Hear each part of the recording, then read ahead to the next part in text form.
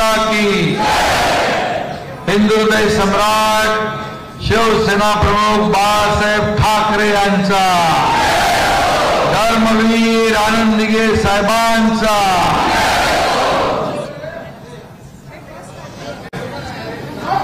Doctor Babasaheb आंबेडकरांचा,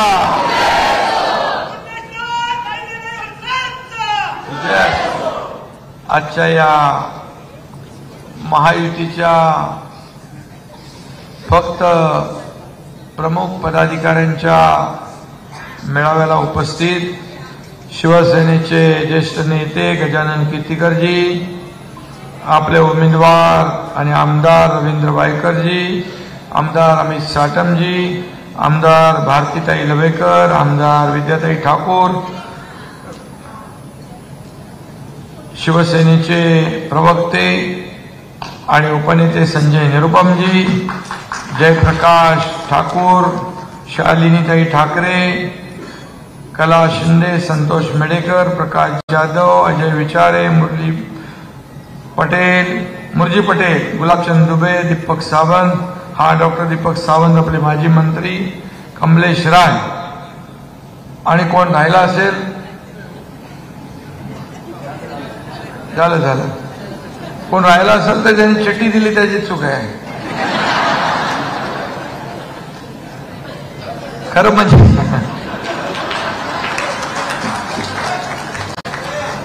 महायुतीचे उमेदवार रवींद्रजी वायकर या मतदारसंघातून आपले उमेदवार आहे. खरं म्हणजे त्यांचा फॉर्म भरायला आपण एवढ्या मोठ्या संख्येने उपस्थित होता, ती फॉर्म भरायची रॅली विजयी रॅलीमध्ये रूपांतरित झाली आणि तोच उत्साह आपल्याला 20 तारखेपर्यंत दाखवायचा. आणि जसं रवींद्र वायकर म्हणाले की 20 तारखेपर्यंत आपण सुट्टी घेऊ नका, त्याच्यानंतर सुट्टी घ्या. आपण मनापासून काम केलं, एक दिलाने काम केलं. आज आपल्याकडे बघा किती मित्र पक्ष आहेत, शिवसेना, भाजपा, राष्ट्रवादी, मनसे, आरपीआय, आठवले गट, कवाडे गट, रासप, आणखी बरेच लोक आहेत. आणि काही जाहीर न करता देखील आपल्या सोबत आहे. त्यामुळे वायकर यांचा विजय पक्का आहे, हा निर्धार आपण केलेला आहे. खरं म्हणजे आपल्याला 4 तारखेला विजयाचा गुलाल उधळायचा आहे ना. मी आपल्याला सांगू इच्छितो, मी संपूर्ण महाराष्ट्रामध्ये निवडणुका जाहीर झाल्यापासून फिरतोय.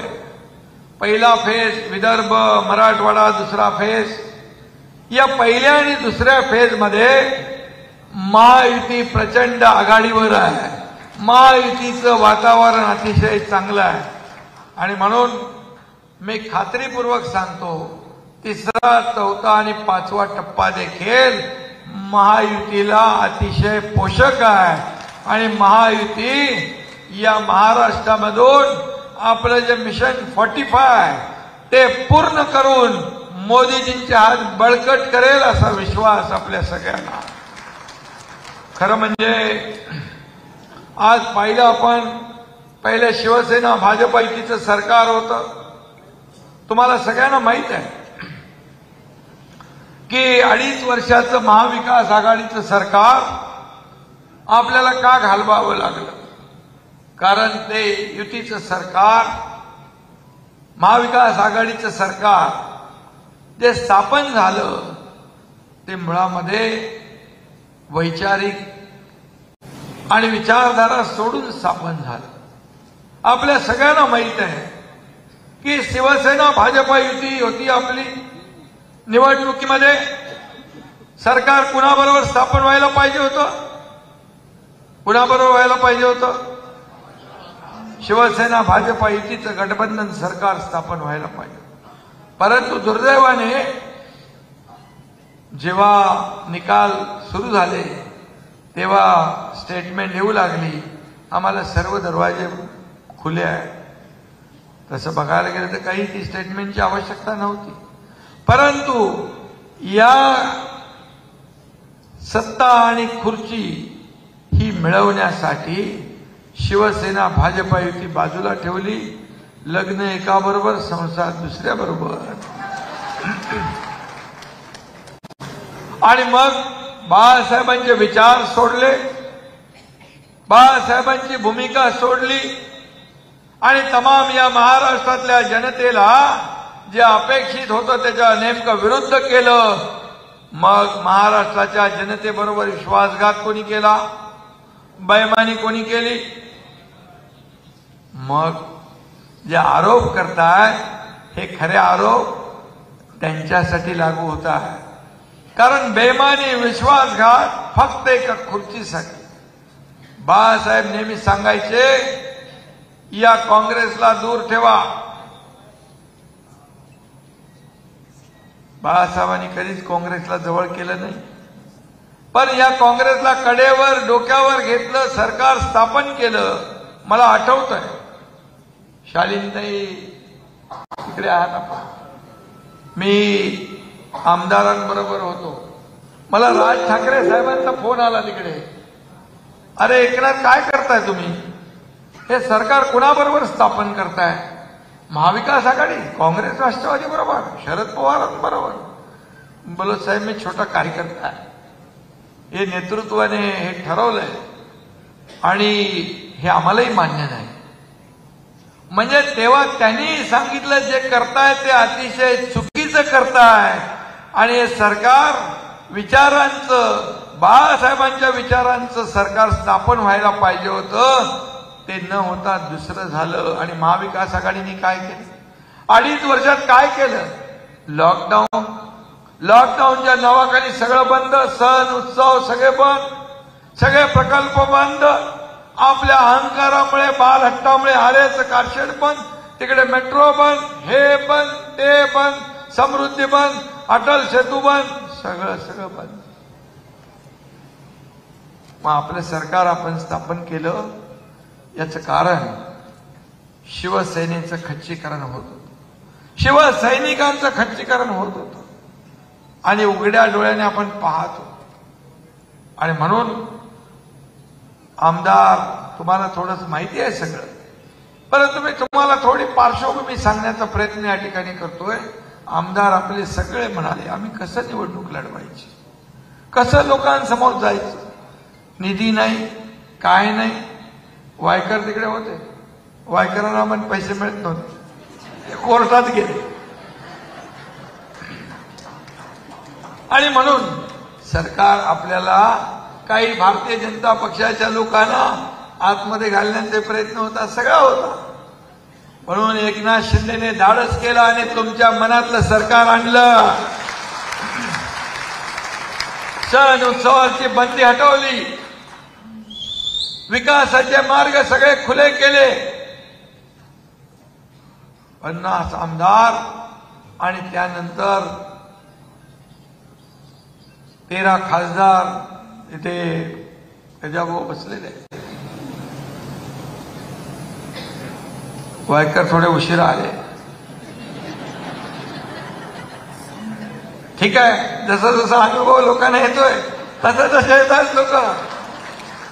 काल रात्री भाऊ 3 वाजता आपला विजय करंजकर, नाशिकचा जिल्हा प्रमुख, रात्री 3 वाजता त्याने प्रवेश केला, कारण त्याला नाशिकची सीट महायुतीची आणायची होती आणि त्याने आज आपला फॉर्म मागे घेतला. संजय निरुपम हे स्वतः इच्छुक होते, इच्छा व्यक्त केली होती. इच्छा व्यक्त करणं गुन्हा नाही, परंतु त्यांना मी सांगितलं या मतदारसंघामधून मी रवींद्र वायकर यांना तिकीट देणार आहे. आणि त्यावेळेस त्यांनी सांगितलं तुमचा निर्णय तुम्ही घ्या. आणि ते कुठल्याही अटी शर्ती विना आज शिवसेनेमध्ये दाखल झाले. बाळासाहेबांनी त्याला 2 वेळा राज्यसभा दिली होती. आणि म्हणून जेव्हा एकनाथ शिंदे या महाराष्ट्रामध्ये सरकार बनवलं, त्या सरकारचं काम बघून ते स्वतः शिवसेनेमध्ये सामील झालं. त्यांचंही मी मनापासून स्वागत करतो. खरं म्हणजे अनेक लोक येतात, हजारो कार्यकर्ते येतात, हजारो शेकडो शिवसैनिक, त्या जिल्ह्यातून तालुक्यातून लाखो लोक आज बाळासाहेबांच्या विचाराच्या शिवसेनेमध्ये येतात. खरं म्हणजे आज राम मंदिर झालं, 370 झालं, हे बाळासाहेबांचं स्वप्न होतं. ते पूर्ण कोणी केलं? मोदीजींनी केलं. 10 वर्षामध्ये जर आपण कामकाज बघितलं तर 50-60 वर्षामध्ये जे झालं नाही, पुढच्या 100 वर्षात होऊ शकत नाही, ते 10 वर्षात करून दाखवलं. त्यांचं नाव नरेंद्र मोदी आहे. आणि आपल्या सरकारमध्ये आपण पाहिलं 2 वर्षामध्ये एवढे निर्णय आपण घेतले. महिला बिगडे भगिनी आहेत, एसटी मध्ये 50% सवलत, लेक लाडकी लखपती, केंद्राची लखपती दीदी, ड्रोन दीदी, उज्ज्वला योजना, जनधन योजना, किती योजना केल्या. महिला बचत गटांना वाढीव मानधन दिलं, तो फंड डबल केला. आज अनेक योजना, त्या योजना शासन आपल्या दारी. शेतकऱ्यांसाठी आपण निर्णय घेतले, कष्टकऱ्यांसाठी, कामगारांसाठी, तरुणांसाठी, सगळ्यांसाठी. हे सरकार सर्वसमावेशक निर्णय घेणारं सरकार आहे. आणि म्हणून मी आपल्याला जसं जसं लोकांना विश्वास वाढतोय, हे सरकार काम करतंय.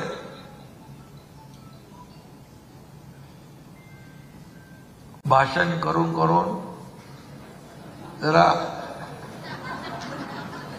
आता 2 भाषण करून आले. आता इथून मला परत भिवंडीला जायचं आहे.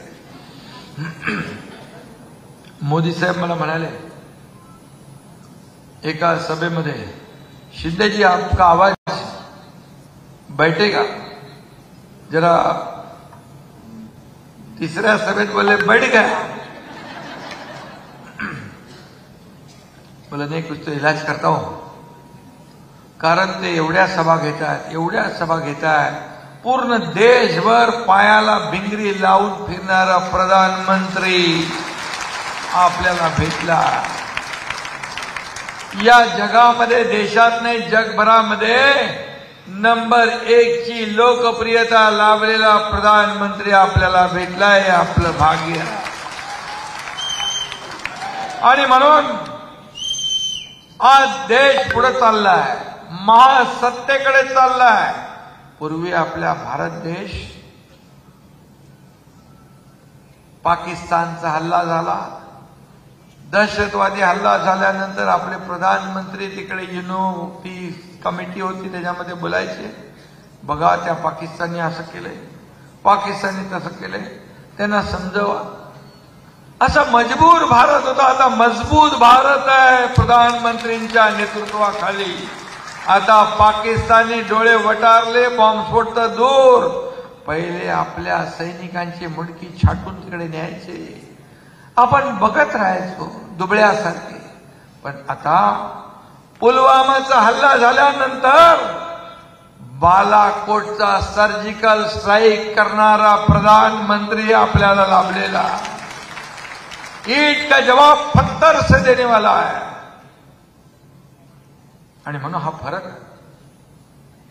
एकीकडे 24 तास काम करणारा माणूस, दुसरीकडे थोडा भारत जोडो का तोडो यात्रेमध्ये थकला की गेला परदेशात, विदेशात गेला की तिकडे आपल्या प्रधानमंत्र्याची बदनामी, देशाची बदनामी. तुम्हाला प्रधानमंत्री म्हणून कोण पाहिजे? मोदीजी पाहिजे का राहुल गांधी पाहिजे?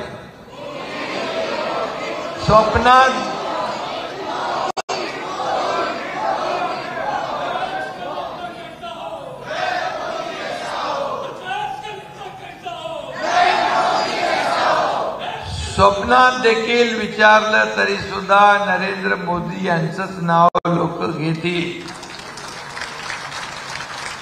आणि आज या भारताला आत्मनिर्भर भारत केलाय. महिलांना आत्मनिर्भर आत्मसन्मान मिळवून दिलाय. पहिलं नवीन संसद भवनामध्ये काय ठराव केला असेल तर तो महिलांना 33% आरक्षण देण्याचा.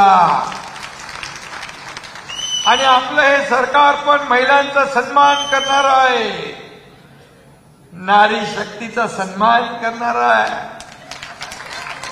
आपण आता बघा, महिला किसी से कम नहीं है. तुम्ही वाजवली नाही पण यांनी वाजवली.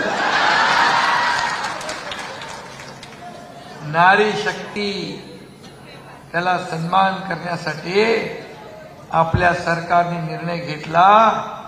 आता मुलाच्या नावापुढे वडिलांच्या अगोदर आईचं नाव टाकायचं.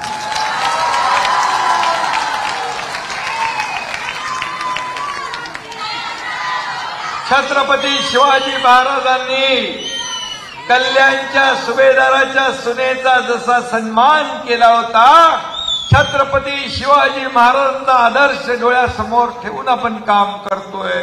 हे राज्य त्यांच्या आदर्शाप्रमाणे आपण चालवतो. आणि मग रयतेच्या भाजीच्या देठाला हात लागता कामा नये.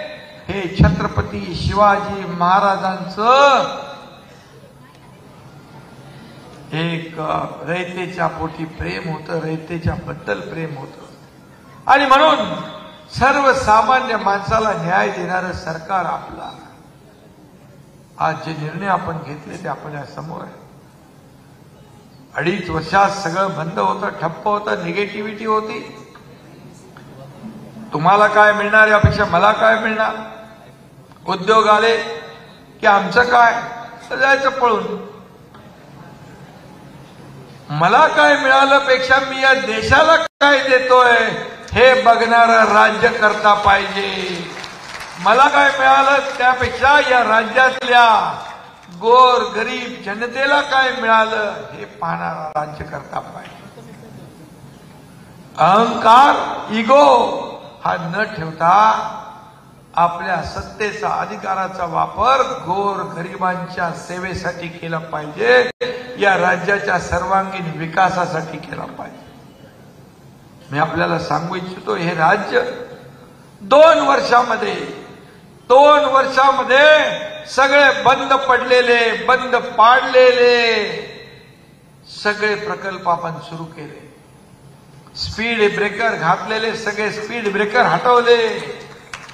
आणि सगळीकडे आज पाहतोय बाळासाहेबांच्या नावाचा नागपूर मुंबई झाला, हा अटल सेतू झाला, कोस्टल हायवे झाला, मिसिंग लिंक होतोय. किती प्रकल्प, मेट्रो 2, मेट्रो 7 आपण शुभारंभ केला.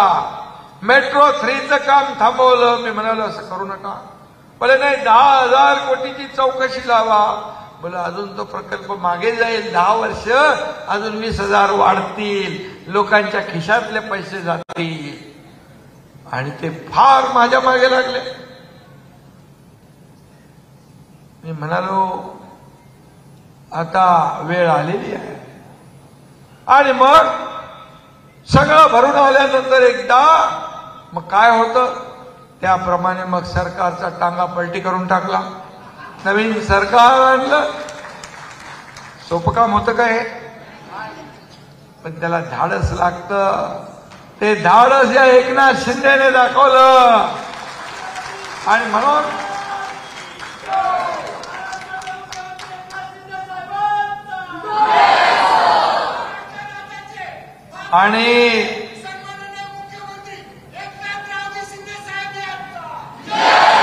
आणि बाळासाहेबांच्या विचाराचा झेंडा आम्ही घेऊन पुढे निघालो. काय होईल माहित नाही. सरकारमध्ये मंत्री असताना मंत्रीपदाला ठोकर मारून आम्ही निघालो. बाळासाहेबांचे विचार घेऊन पुढं, भगवा खांद्यावर घेऊन. पण आपल्या सगळ्यांच्या आशीर्वादाने या राज्यात युतीचं सरकार आम्ही पुन्हा बनवलं. मी आणि देवेंद्रजींनी पुन्हा घेतलं. त्यानंतर अजितदादा आले. राज ठाकरे साहेबांनी मोदी साहेबांच्या विकासाला पाठिंबा दिला, राज्य सरकारला पाठिंबा दिला। खरं म्हणजे जेव्हा राज्यकर्ते आपला स्वार्थ बाजूला ठेवून जनतेचं हित लक्षात घेऊन काम करतात, तेव्हा अनेक लोक सोबत येतात आणि तसंच आता या राज्यामध्ये सुरू आहे। आणि म्हणून काही लोक मंदिर वही बनाएंगे, तारीख नहीं बताएंगे अशी चेष्टा करायची। मोदीजींनी मंदिर पण बांधलं, तारीख पण दाखवली, उद्घाटन पण करून टाकलं।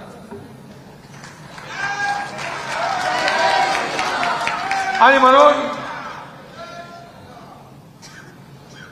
काय म्हणाले, काल परवा बाळासाहेबांच्या विचारांच्या खांद्यावर झेंडा घेऊन भगवा घेऊन निघालेल्या शिवसैनिकांना म्हणाले, गाढव।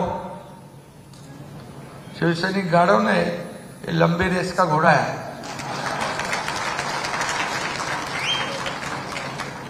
तो गाढव कोण आहे ते मी नाही बोलत। आणि बाळासाहेब म्हणायचे, काँग्रेसला मतदान करणारे गाढव आहे, म्हणायचे की नाही।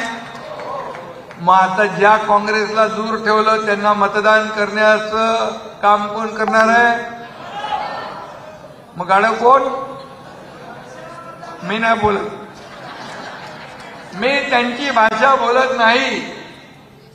मला बाळासाहेबांनी ते शिकवलं नाही, दिघे साहेबांनी ते शिकवलं नाही।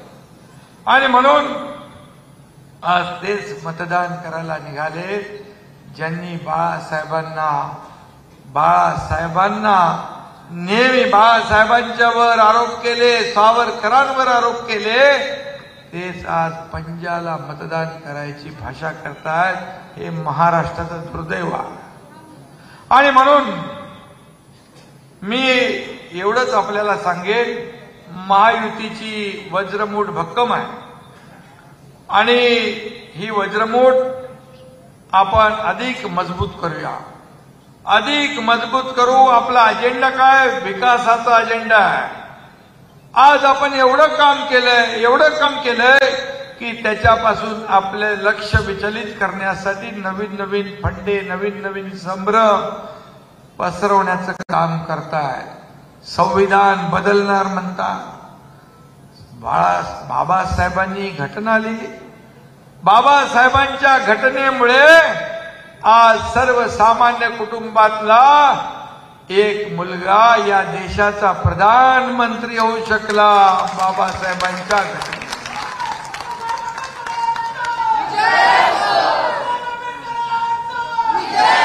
आणि बाबासाहेबांच्या घटनेमुळेच तुमचा हा शेतकऱ्याचा एक मुलगा एकनाथ शिंदे या राज्याचा मुख्यमंत्री झाला। आणि म्हणून त्याचबरोबर काल कोणीतरी म्हणालं, कोण काँग्रेस वडेट्टीवाराने आपल्या शहीदांचाच अपमान केला। म्हणाले, करकरे यांना कसाबची गोळी लागली नाही। अरे ज्या कसाबने शेकडो लोकांचा बळी घेतला, त्या कसाबची तुम्ही तळी उचलताय। पाकिस्तान जे बोलत होता ती पाकिस्तानची भाषा तुम्ही बोलताय। करकरे, काळसकर, कामटे, ओंबळेनी तर कसाबच्या अख्ख्या गोळ्या पोटात घेतल्या, पण कसाबला सोडला नाही। आज अशा शहीदांचा अपमान तुम्ही करताय, देशभक्तांचा अपमान तुम्ही करताय, पाकिस्तानची भाषा बोलताय। कुठं फेडणारे पाप? म्हणजे मी मगाशी म्हणालो, काँग्रेस का हात पाकिस्तान के साथ असं म्हटलं तर वावगं ठरेल। आणि तो फारूक अब्दुल्ला म्हणाला, काँग्रेस के पास अणुबॉम्ब है। या देशात राहता, या देशाचं अन्न खाता आणि पाकिस्तानचे गोडवे गाता, हे देशद्रोही ही जी काही पिलावळ आहे त्यांना आपल्याला संपवायचं आहे ना। संपवल्याशिवाय आपण स्वस्थ बसायचं नाही। मी जाहीरपणे सांगतो, बाळासाहेब देखील सांगायचे, आपल्या मंत्रिमंडळात साबिर शेख मंत्री होते, माझ्या मंत्रिमंडळात पण अब्दुल सत्तार मंत्री आहे.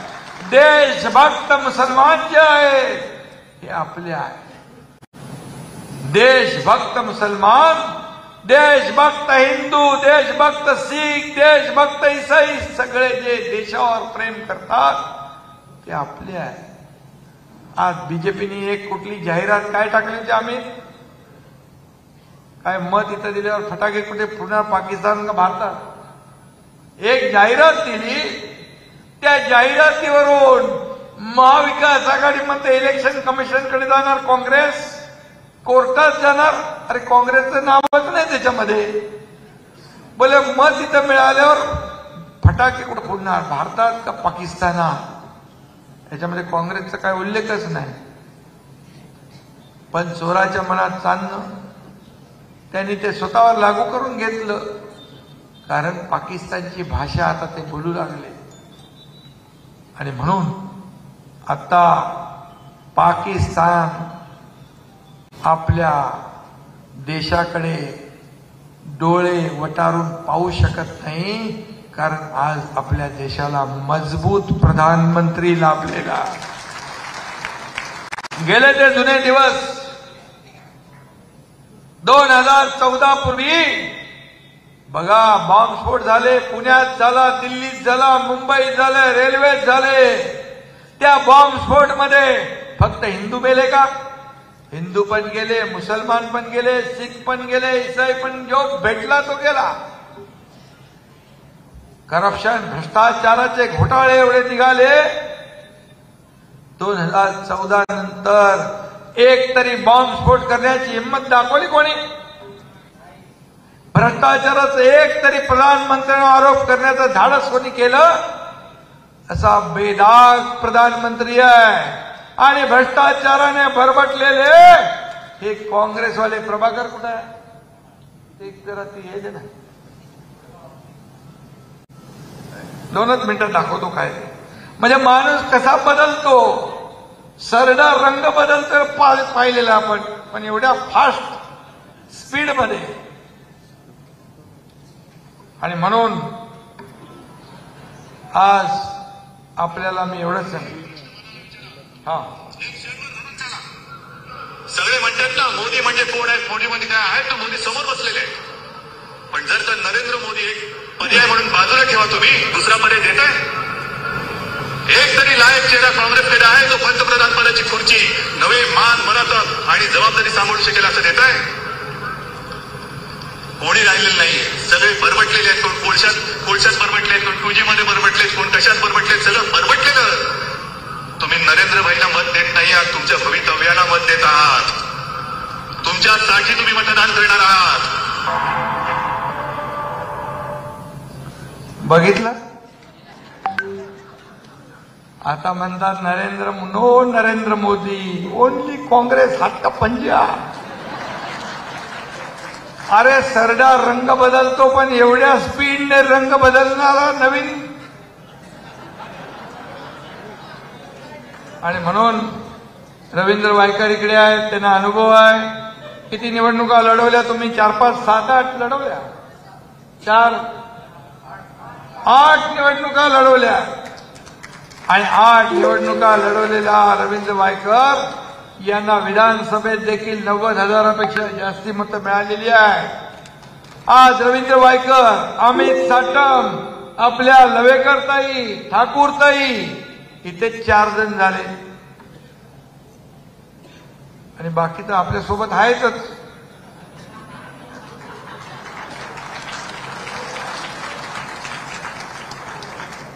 त्यामुळे आहेत म्हणजे मुंबईचा केलेला विकास आहे ना. आपण मुंबई बदलते की नाही?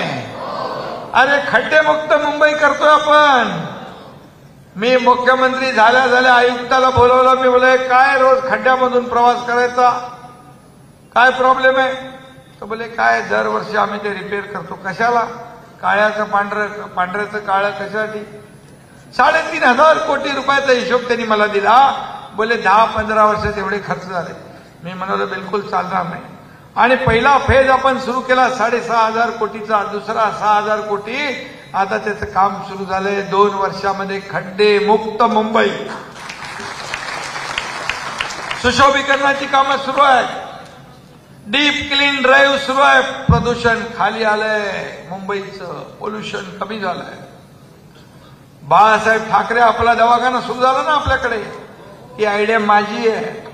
ठाण्यात पहिले 50 सुरू केले मी. चेलला बोलवले. मला प्रत्येक चाळीमध्ये झोपडपट्टीच्या बाजूला आपला दवाखाना पाहिजे बाळासाहेबांच्या नावाचा. त्याच्यावर टीका करू लागले लोक. त्याची सेवा घेऊ लागले. मी स्वतःच काही ठिकाणी व्हिजिट केले. लोकांना विचारलं. लोक खुश होते. आमच्या घराच्या बाजूलाच दवाखाना.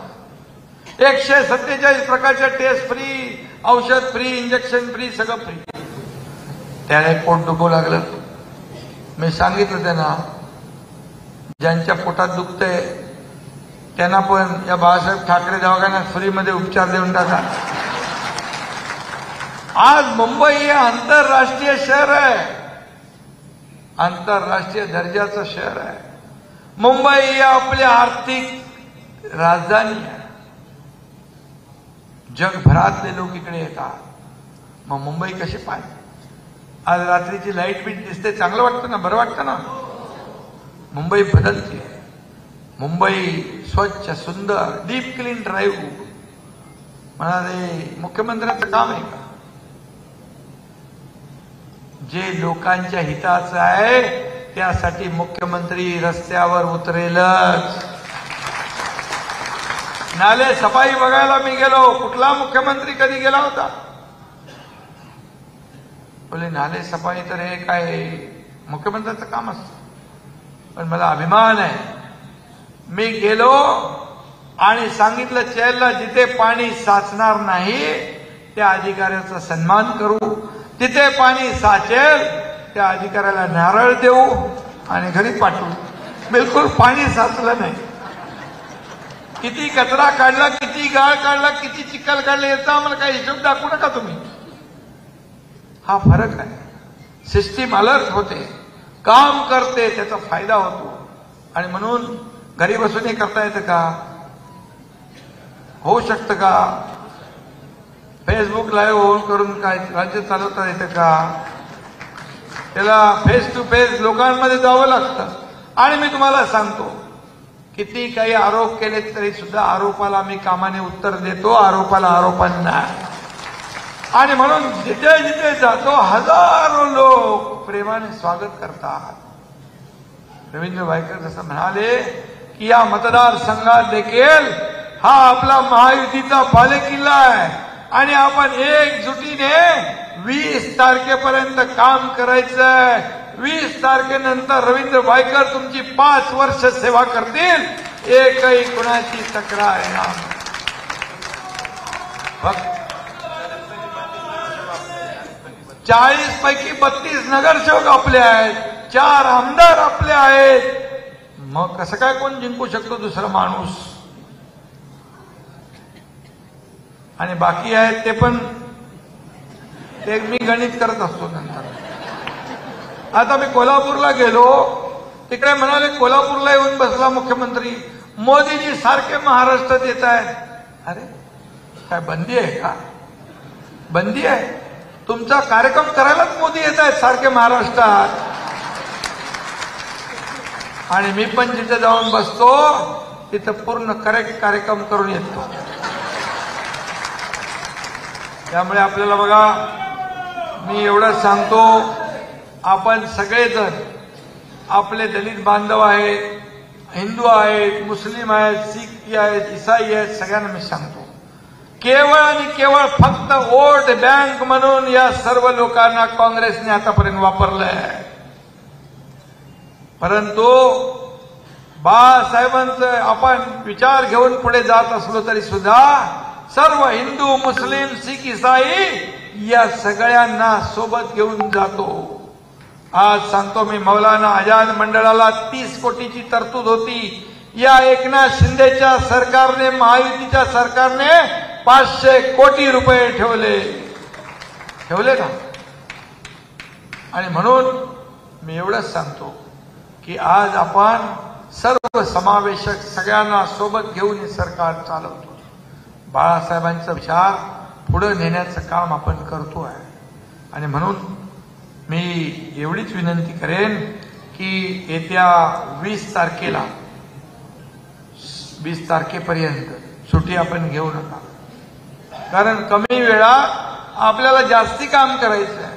कमी चेंडूत आपल्याला चौकार षटकार मारायचे आहे, म्हणजे जास्ती रन काढायचे आहे. आणि म्हणून 20 तारखेपर्यंत आपण डोळ्यात तेल घालून काम करा. आपले आजूबाजूचे कोणी गावी गेले असतील, कुठे सुट्टीवर गेले असतील, 2-3 दिवस सलग शेवटी सुट्ट्या आहेत, त्या सुट्टीवर त्यांना म्हणायचं मतदान करा आणि मग जा. एवढं आपण करा. आणि मतदानाचा टक्का जो आहे, मतदारांना खाली आणण्याचं काम जे आपले बूथ प्रमुख आहेत, गट प्रमुख आहेत, पन्ना प्रमुख आहेत, राष्ट्रवादीचे कार्यकर्ते, मनसेचे कार्यकर्ते, आरपीआयचे कार्यकर्ते सगळे मिळून आपण एकच काम करायचं. त्या दिवशी सकाळी 7 वाजता मतदारांना मतदान केंद्रापर्यंत आणण्याचं आणि त्यांच्याकडून मतदान करून घेण्याचं काम आपण केलं तर आतापर्यंतचे सगळे रेकॉर्ड या निवडणुकीमध्ये तुटल्याशिवाय राहणार नाही, असा विश्वास मी या ठिकाणी व्यक्त करतो. आणि पुन्हा एकदा एवढे प्रमुख कार्यकर्ते रस्त्यावर उतरले तर का होणार? रवींद्र वायकर यांचा विजय हा पक्का आहे. याच्यावर शिक्कामोर्तब आपल्याला करायचं आहे, एवढंच सांगतो. आणि मग जाहीर सभेला बोलू आपण. पण आपल्या सर्व प्रमुख कार्यकर्त्यांना मनापासून मी धन्यवाद देतो. एवढ्या मोठ्या संख्येने आपण उपस्थित झालात. येत्या 20 तारखेला आपल्याला रवींद्र वायकर यांच्या नावासमोरच्या धनुष्यबाण या निशाणीचं बटन दाबायचं आहे आणि रवींद्र वायकर यांना प्रचंड मताधिक्याने विजयी करायचं आहे. आपली घोषणा अबकी बार, फिर एक बार और पहली बार रवींद्र वायकर, इनका कर दो बेड़ा पार. धन्यवाद. जय हिंद, जय महाराष्ट्र, जय श्री राम.